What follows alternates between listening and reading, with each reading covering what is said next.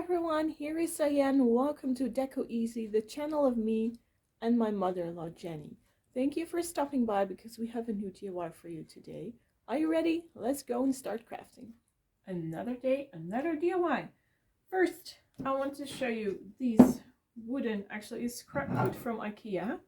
Pretty heavy stuff. I have no idea where it belongs to which kind of furniture or article that they're selling. But I found these two in the, free wood corner. At least here in the Netherlands, they have some sort of kind of corner near the entrance of the IKEA. And you can just pick up your free wood. And yeah, there's a big sign who says, if you want to give this stuff a second life, go ahead. They also have parts with fabric and parts with wood. And I believe also plastic or metal. But I found these and I'm really happy because I love to make some barn doors, which you can put in, where shall we put it? Behind the window, for example, or on your bedroom.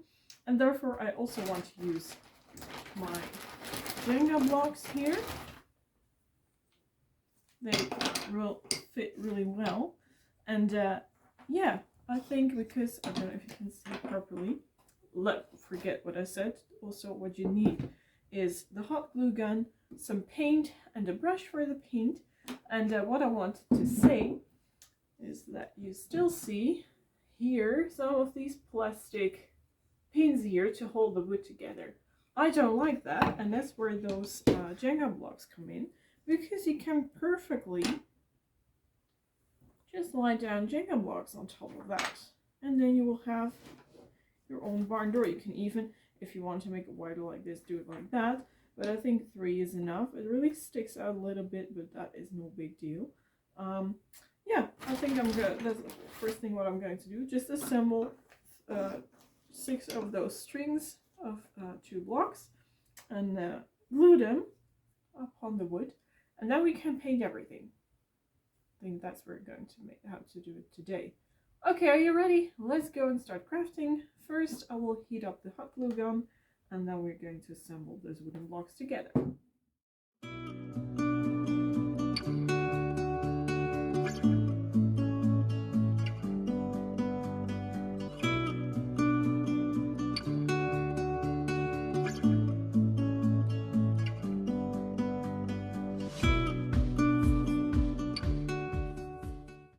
Good, now I have 4 of these.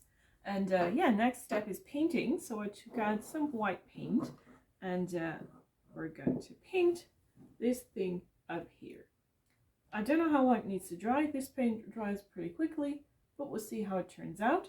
I took a really small brush so I can come here in between and that you're not going to see those things again. If you're wondering why I'm first painting and then later on I will add those Jenga blocks, that's because just what I said, I can go better around here than when I first put the blocks in place.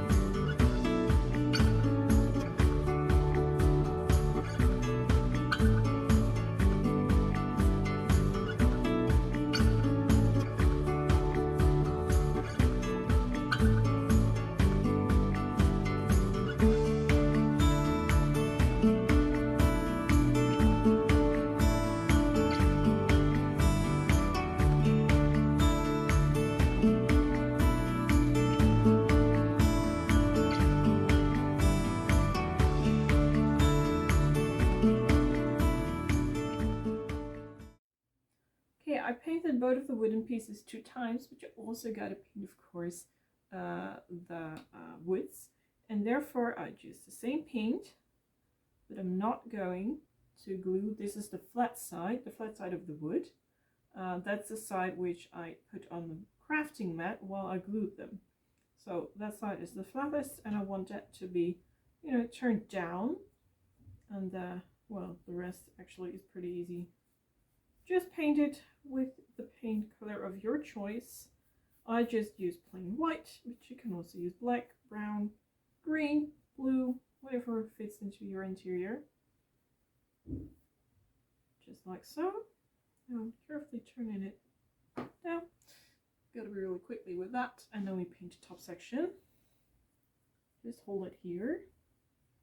Now I always love to wipe down to the end, and not like this, because then you might get a lot of paint here at the edge, which you might not see as well, and then you get those drippers in the paint, you know. So also from this side here, also always wipe away. At least that's my suggestion. Just one big line over here, and there it is. Just let that dry as well. Good. Everything has been painted, multiple layers, because then you get the best coverage.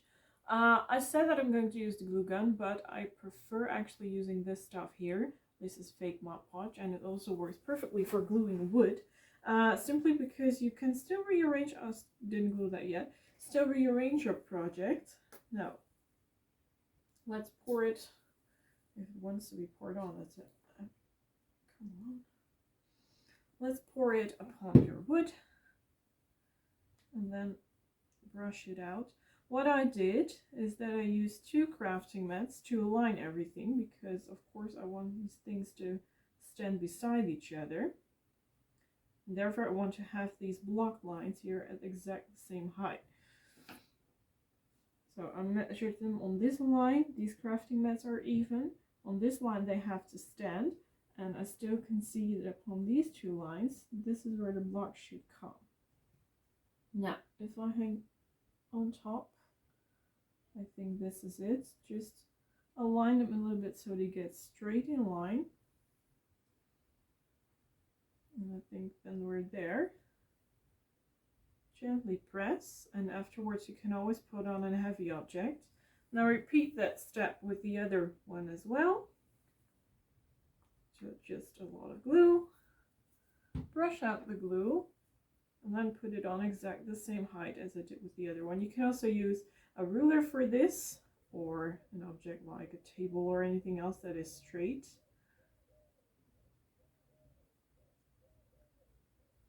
Okay. I have to be on this side here, and these 2 lines. Yes, here as well. Carefully press down. Now this is done. I'm going to repeat the step with the other one as well, and then we wait until the glue is dry. Okay, these are dry. Time to start distressing, and I think therefore I can keep them together. That won't be a problem. Let me first start with this, because I do it right-handed, and then I'm not going to, if I start with this, going to pour everything all over the place. I have 2 types of paint, the light brown and the darker brown. This is acrylic paint. This is, chalk paint.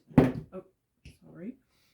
And I'm going to first shake it a little bit, at least this one. And I'm going to pour some into a cup. First start with a lighter color. Oh, that's quite a lot. Paint. If we need extra, then I just get some extra. This stuff is really thin, and once I put it upon my brush, I just start dabbing. And what I then like to do is just start swiping here and there to give it a worn look on this. Oh, now I start with the wrong one. Never mind, I do this one later, then I just switch around. Just really, really lightly. I don't want to distress that much. You can always add extra, but removing paint is of course harder. To this side as well.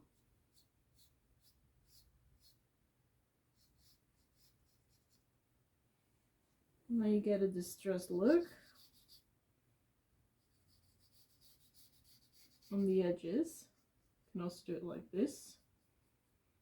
That is up to you. There's a slight difference that you get then. Oh, personally I like this one as well. I think I'm going to do it this way. Just wipe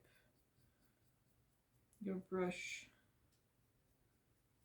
with some lightly paint across the edges. And then you can start distressing as well. Now when you wipe most of the paint, you can just go back and forth like this. Or just do it like this. Now there isn't really that much paint upon the brush yet anymore. That isn't a problem. You can always add one later. Now hopefully you see it a little bit more distressing. If you want, you can always add some extra paint to make it darker. That is totally up to you. Okay, let's start distressing some more.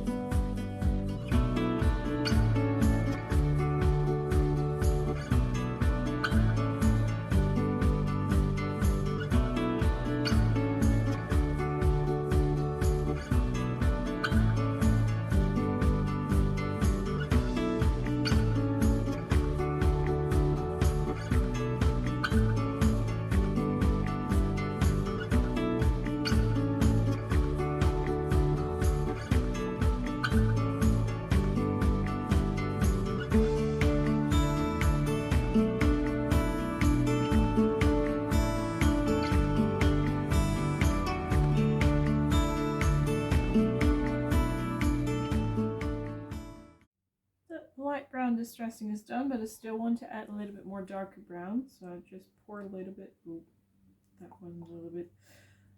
Some paint.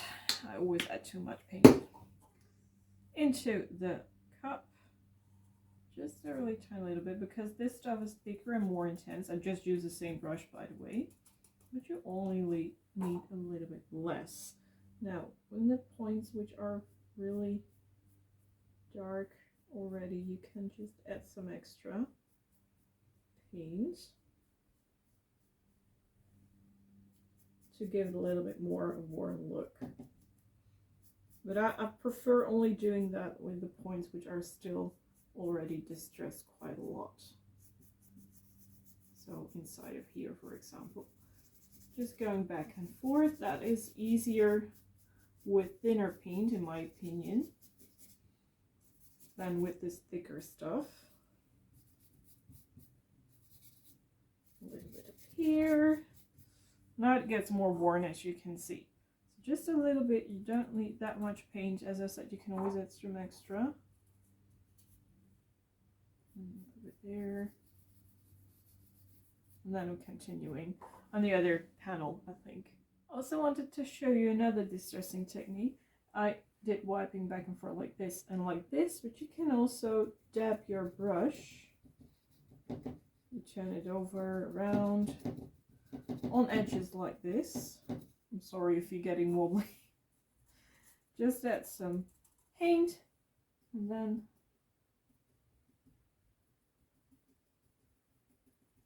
this works as well.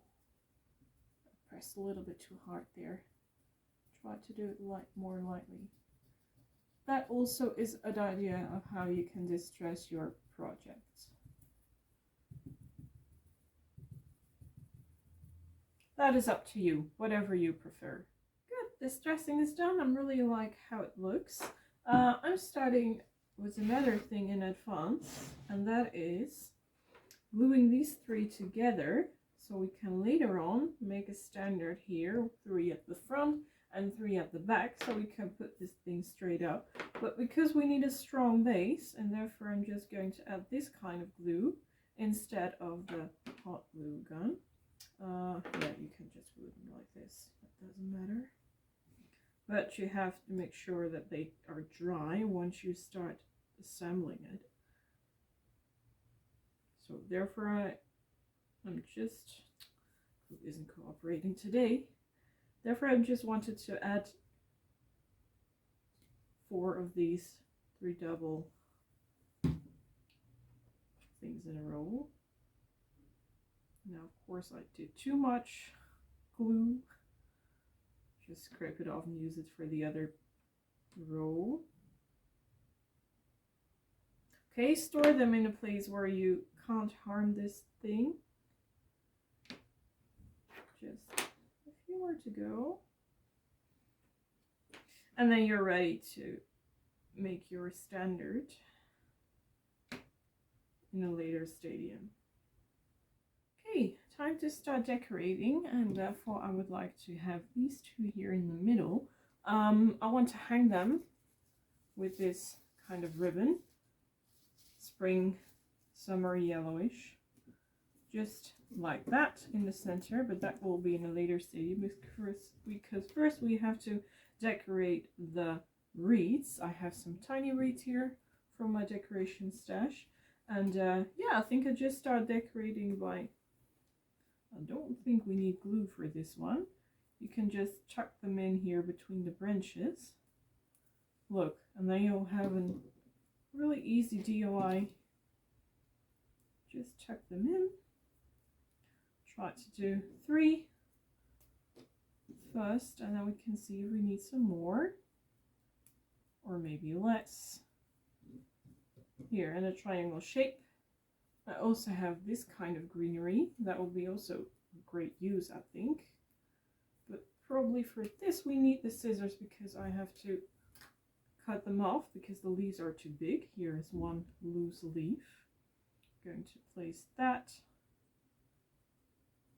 maybe around here, then behind somewhere here on the back. Is that a cool thing? Not really. Maybe it's a better idea just take these off to first put in the big green, and that you then later on a little bit more down like this, if it's going to fit in here, that you then, yeah, like this, that you're placing it in like that. Now it looks more natural. I'm going to do that with the other ones as well, and also with the other wreath. So we need 3 of these, which I have here, and some more of this greenery. Yeah, I think that will be it.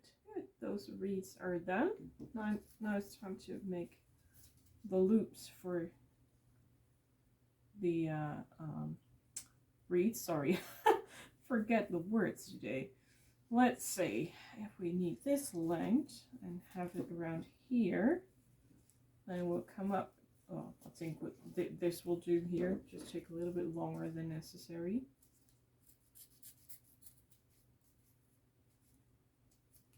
Oh, I heated up the glue gun, but probably too long, and now it's turning off by itself. Does that automatically after 10 minutes. Okay, grab another kind of the same length. So we have this to work with. And actually I want to hang it up the easy way, if this thing wants to cooperate.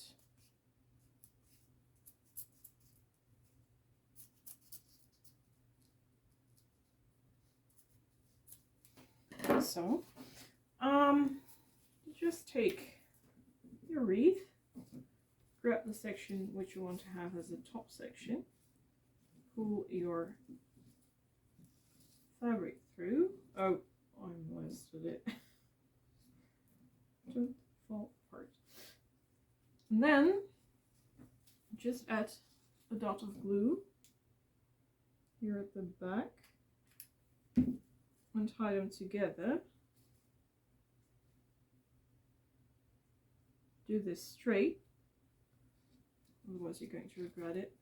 Now you can just, well, let's say you want to have it up here. You just determine how long it needs to be by pulling it up and down. Well, let's say we want to have it here, a little bit higher maybe. Yeah. Okay, keep your finger here in place because we're going to turn it over. Do this carefully. You might break your creation. Just add some, oh, you can't see it, sorry. Just add some more glue here. Still holding your finger at the top. Now just flip it over and press it in place. Wait for the glue to dry. Then you can pull it back up. And now it hangs. Just pull that straight. There it is. Easy as that. And now it also looks beautiful from the back if you want, for example, put it in front of your window so people from outside, and also when you're looking from yourself from the inside, see a beautiful piece of decor. Okay, they are done. And these are dry as well. These are the standards that we're going to apply like this in the front and on the other side as the back, so it can stand up straight. But lay these aside because we're going to give them a paint job first. I'm not going to let them stand like this, just in plain wood look. Okay, let's grab the coloring pencil or the brush or whatever you want to use. Beeswax, also an option. I think I prefer black today. And then we can start decorating. I'm going to beeswax, so no black today. No, I thought beeswax fitted in better. I think brown was better than just making black suddenly. Let me see. We're going to do it like this, so I don't beeswax one of the small sides. The other sides can be beeswaxed though.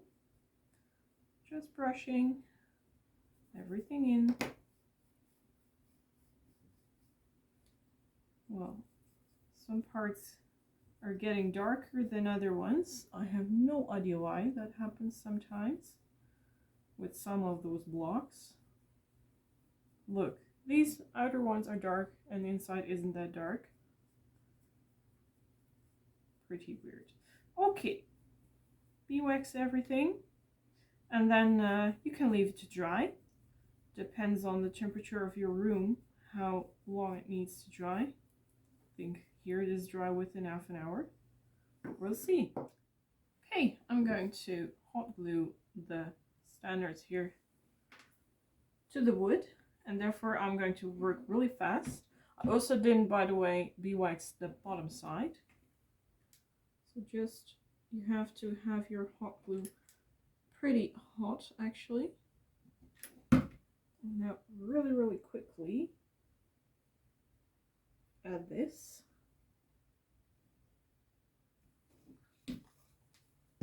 Check if it can stand. And it does. Now I have to turn it over because I also have to, oh gosh. Well, quickly fix this though. That might happen. Apparently it wasn't completely dry, or it was too rough. Okay, pour it in really quickly.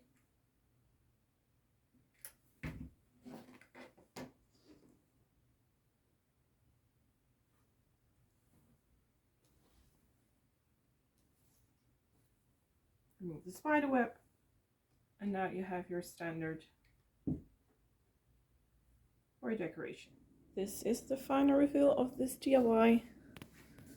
You can perfectly place these in your window or maybe upon a closet shelf, whatever you like. Let us know what you think of this DIY by writing it down in the comment section. And the good thing is that you can totally style this to your colors at home or to your taste.